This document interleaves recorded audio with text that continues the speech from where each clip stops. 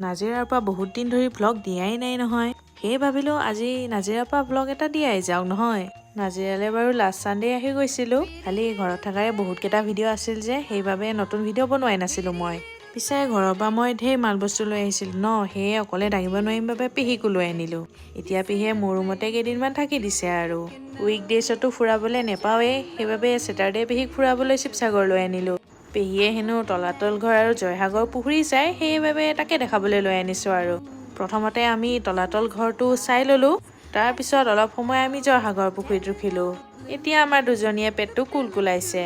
গৰম বাবে প্ৰথমতে আমি আইচক্ৰীম খাই ল'লোঁ। এতিয়া দুজনীয়ে গাড়ীত বহি চিপছ খাই আছোঁ আমি।